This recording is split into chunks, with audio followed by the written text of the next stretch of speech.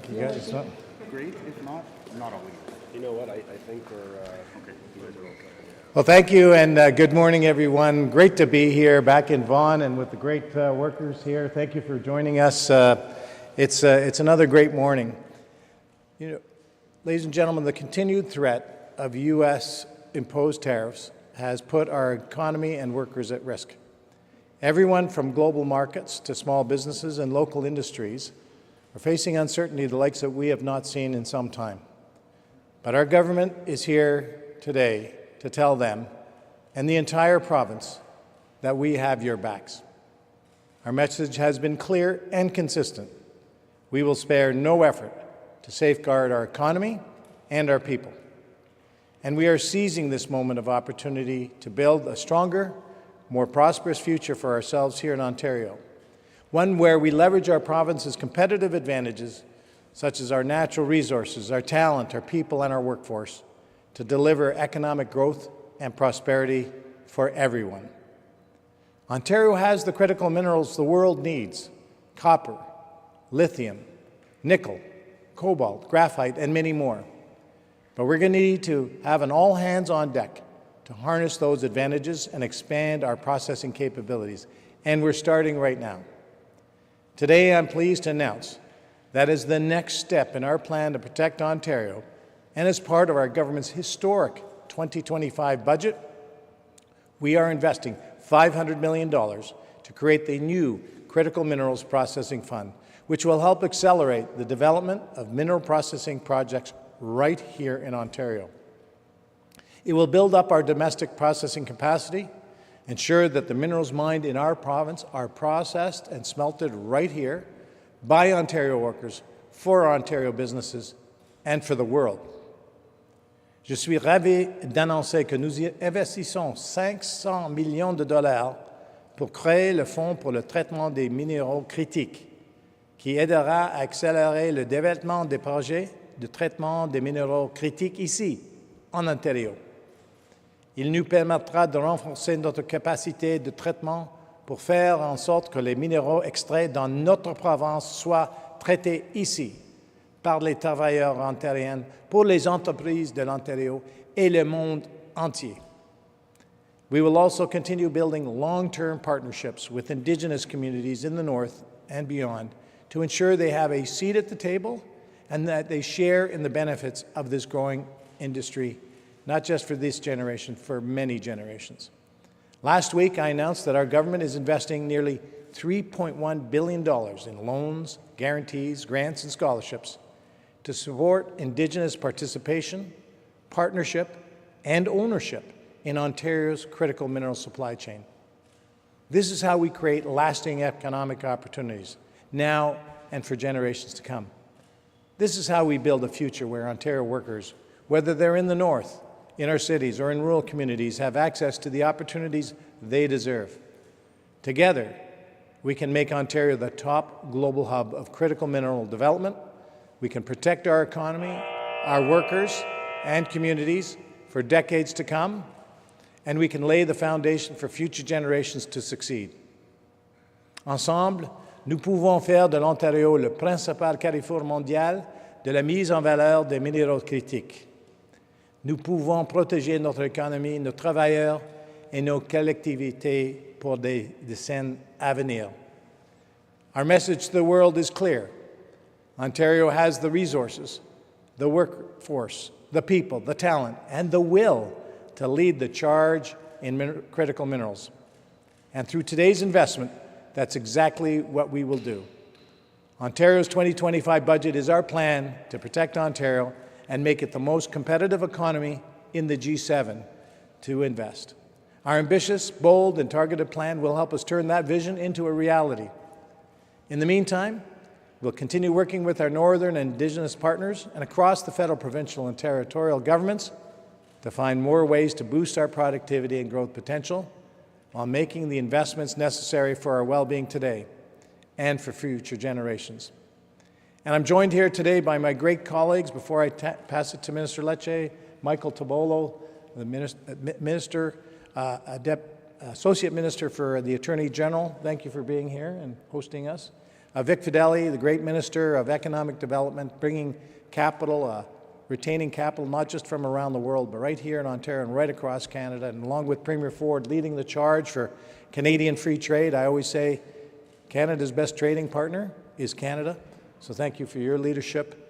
And to our great Minister of Energy and Mines, who's leading the charge to make this vision into a reality, Minister Stephen Lecce. Thank you very much, everyone. Thank you. Thank you so much.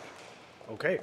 Well, good morning, everyone. It's really great to be here. I want to thank our wonderful host and, more importantly, Reno Electric, 3 generations of leadership here in the city of Vaughan. Of course, want to thank Laura Smith, our local host, and, of course, Michael Tobolo.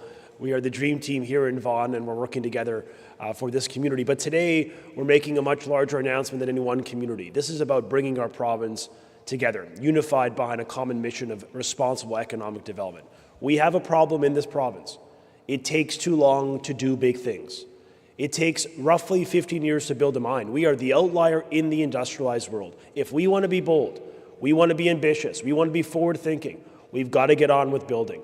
And our Premier sought a mandate from the people of Ontario, very similar to the mandates received by the national government, similar to the mandates received by the New Democrats of even BC.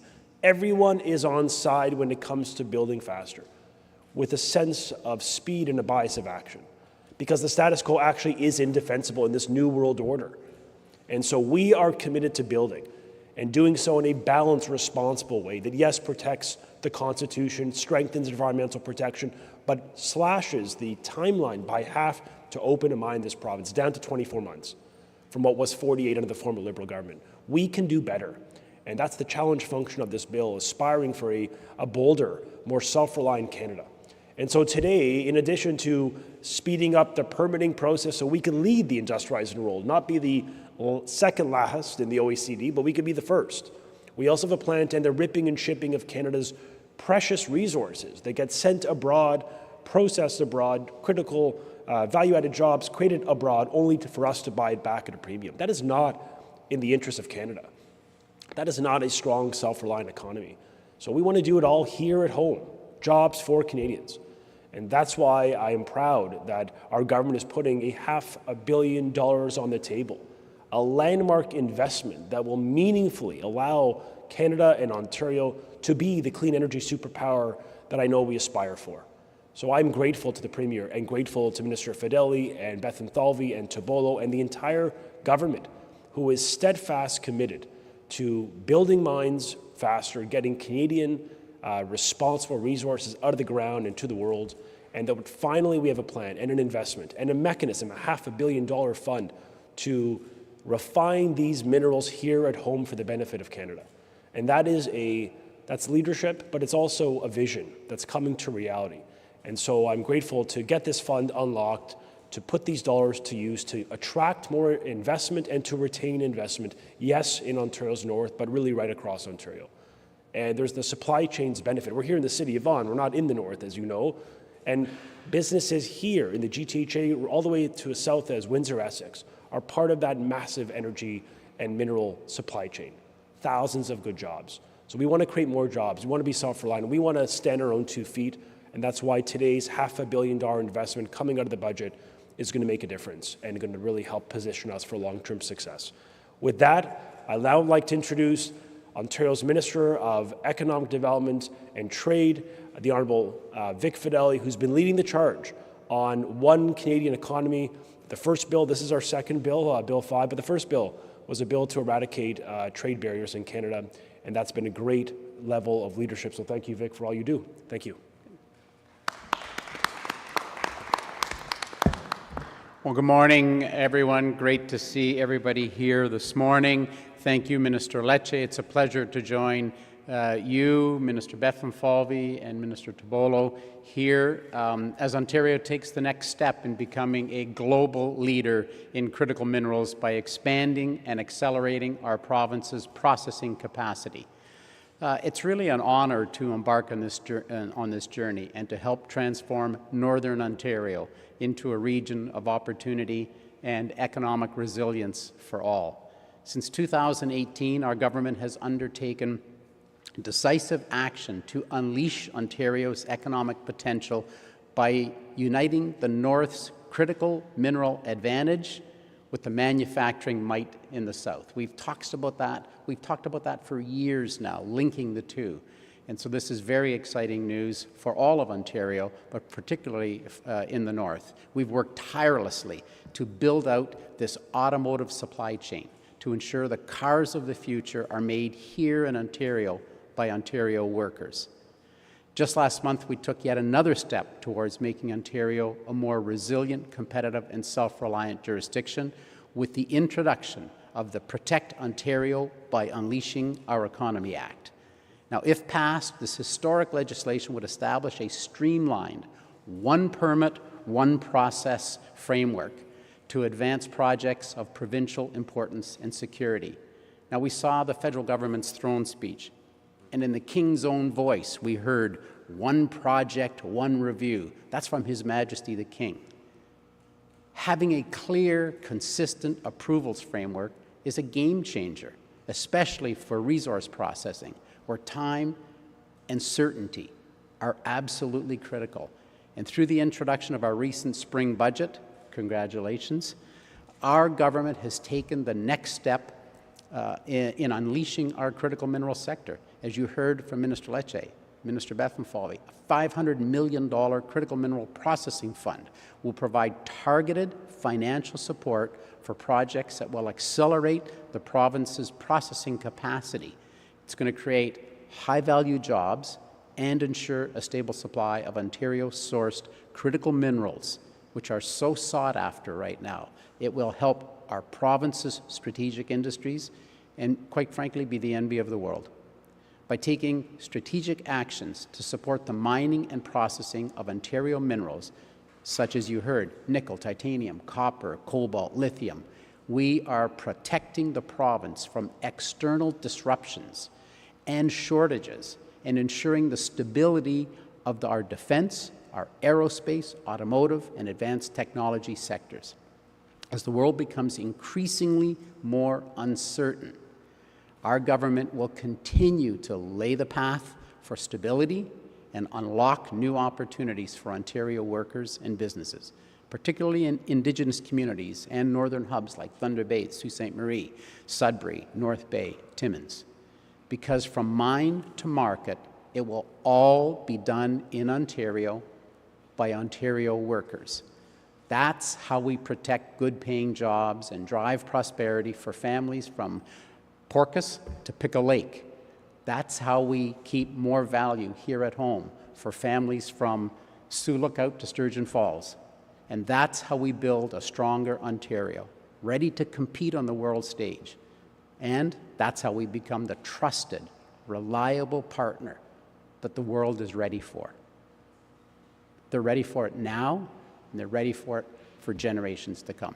So thank you very much, and please join me in welcoming Minister Bethlenfalvy back to the podium. Questions? Just as a reminder, it's one question, one follow-up, and please identify yourself by name and outlet. Good morning, gentlemen. Megan Fitzpatrick, CBC News. I have a couple questions about tariffs and where things stand given the court decision in the United States last night. Just wondering if I could get your general reaction to it and what it might mean for Ontario and Canada in terms of where we stand right now. As I understand, this court decision only applies to some of the tariffs. So first, general reaction, what it could mean, and where do Ontario's lobbying efforts stand with getting all the tariffs lifted? Are you leaving that to Ottawa right now, or what role is Ontario playing? So sort of three questions there, please. Before I pass it to our Minister in charge of trade, I'll just say a few things about tariffs. First of all, our goal is very clear. We want no tariffs. We want all workers. We're protecting our economy so we can keep people working, keep them in business, support business, and support families. So that's our number one goal. With regard to our overall strategy with regard to tariffs, clearly through not just Mr. Fedeli, but as I call him, Captain Canada, Premier Doug Ford, who during a period of a vacuum of a federal, let's say, reset and changeover, the Premier played a leadership role right across Canada and in the U.S., promoting Ontario, promoting Canada, and unifying our country. With regard to your specific question about the impact of the decision yesterday, obviously that's the federal court. There's lots of processes that will occur. We're working very closely with our partners in Ottawa and frankly right across the country. The Premier Ford is the chair of the Council of the Federation. We're very unified in getting these tariffs gone, getting certainty back in the market, and allowing us to move forward with an economic prosperity agenda that the people not only elected us in Ontario for, but just elected federally an agenda for economic growth. And with that, I'll pass it to Minister Fedeli. Thank you very much. So with the news yesterday, of course, it's just the latest twist in what's happening with the tariffs, but very specifically, Section 232, as it's called, that did not get affected yesterday. That's steel, that's aluminum, and that's auto tariffs. So the main three, nothing has changed in that side. But the signals from the courts, again, you couldn't categorize them as good news or bad news. It's just the latest news and of the daily twists and turns. But I think that we've seen very good success in the fact that the auto parts are not involved in the tariff. I think that's been a very large banner of success so far in the tariff battle.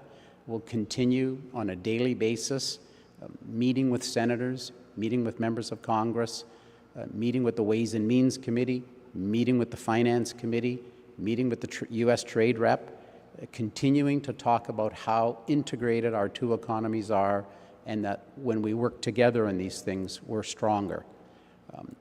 Again, it's always discouraging when you hear President Trump talk about we don't need anything from Canada.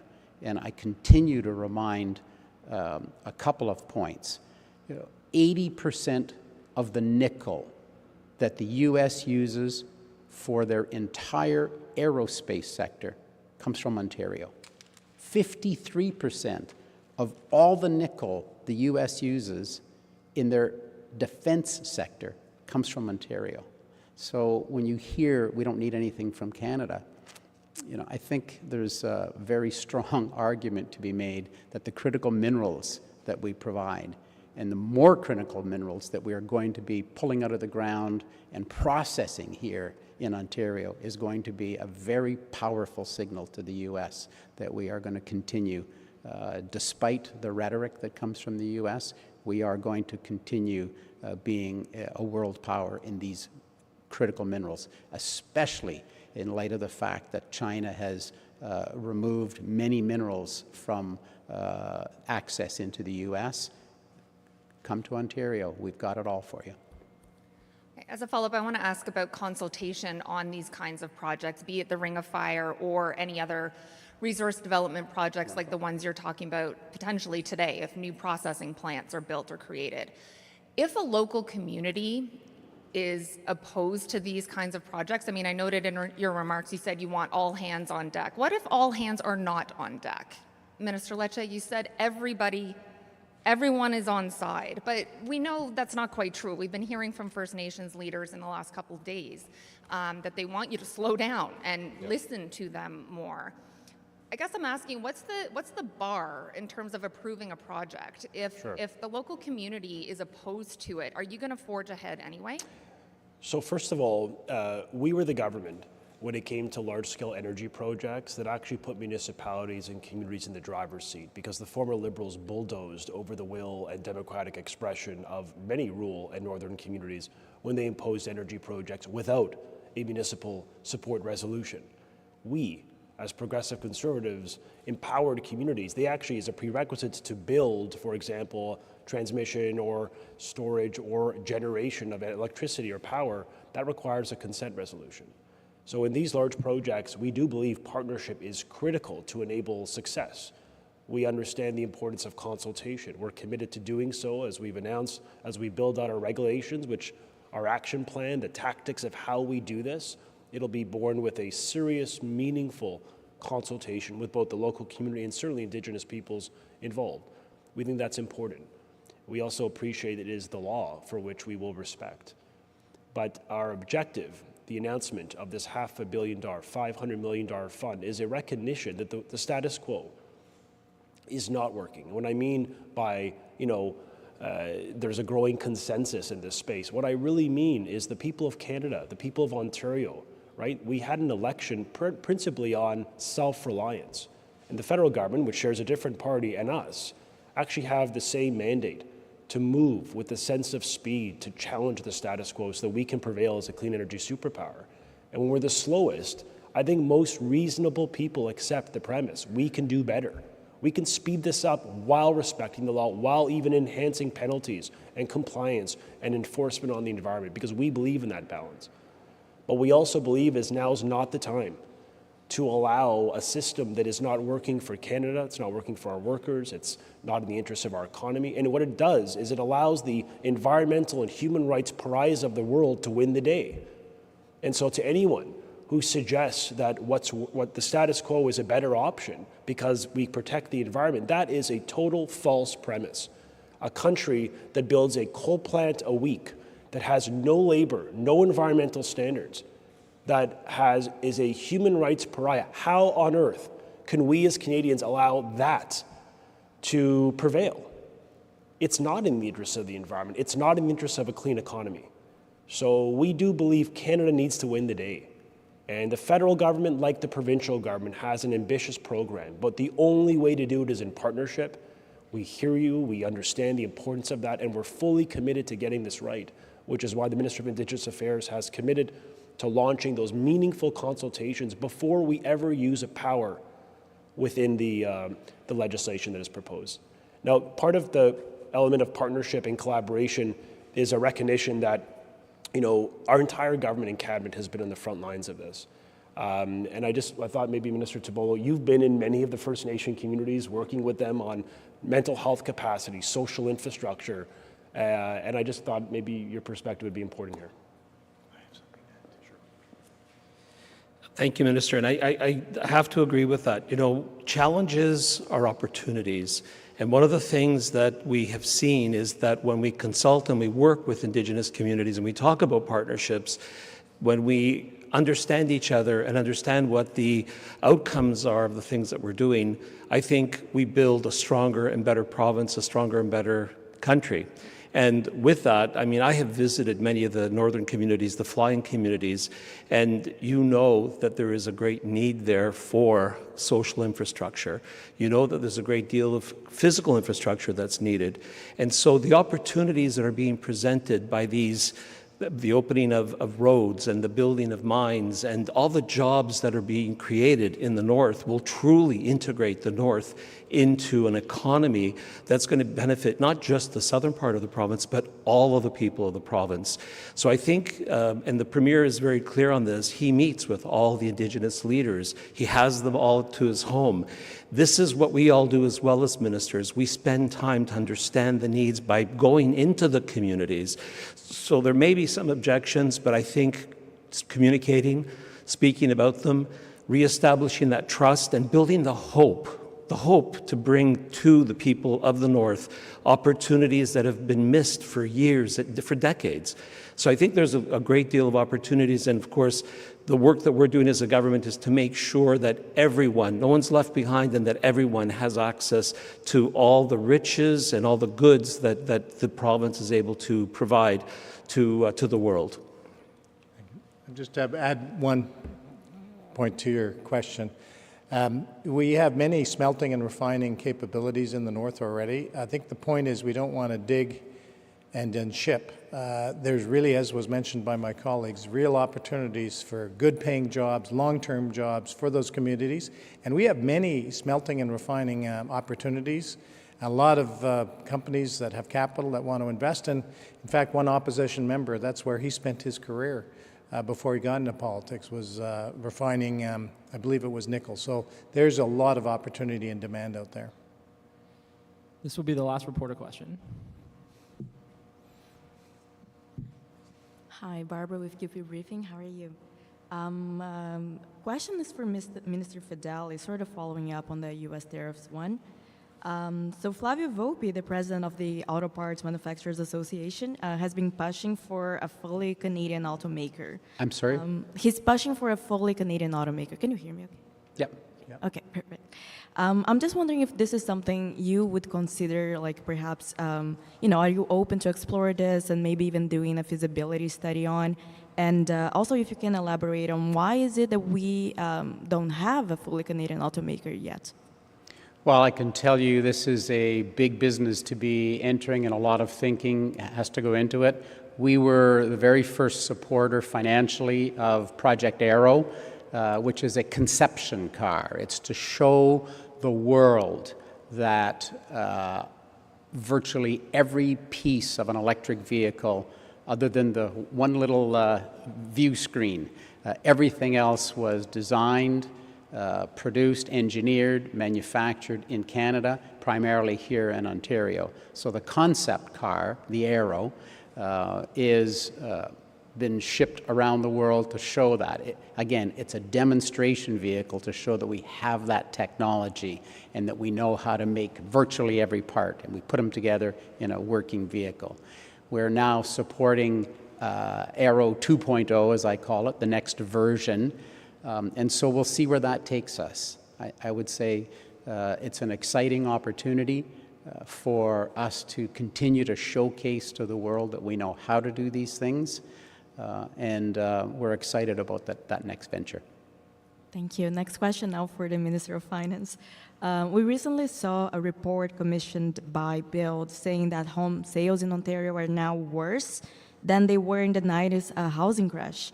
And housing experts are saying that what the province can do is to give home buyers a full rebate on the provincial part of the HST.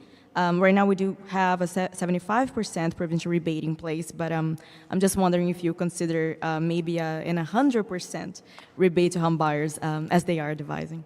First off, I'm not going to go into hypotheticals, but I will say, talk about the things that we are doing. First off, housing demand has slowed, and there's many reasons for that, not least of which are the uncertainty through the tariffs, higher interest rates, costs. So there's many factors, but one thing we won't do is relent on an ambitious and a very driven plan to build more homes, all types of homes, from student housing to front door, back door, to apartments, to affordable housing, to seniors housing. So we won't relent in that regard. And that's why in this budget, we put another $400 million in to get more infrastructure built, the bones, basically water, wastewater, and sewage in our communities, partnering with municipalities. And that's key, partnering, because it's not just one level of government that has to keep building homes, to keep giving people the opportunity for home ownership and rent. I would say that we were the ones, and I know we were the ones because I did it. I said to the federal government, we are prepared to cut the HST, our 8%, but because our tax is tied, if you cut your 5% on purpose-built rentals, that's 13%. And a year later, they heard our call and they did it. And so now we've got a lot more purpose-built rental units being built because we took 13% of the cost. I also remind you that we tabled legislation, I believe it's Bill 17, to continue to speed up home building through less regulation, working with municipalities. We were standing there with the Association of Municipalities, the Mayor of Mississauga, the Mayor of Vaughan, highlighting the benefits of the new the legislation that's been tabled so that we could get more built faster. And finally, I'll just say this. It's not just municipalities and provinces. It's the federal government as well.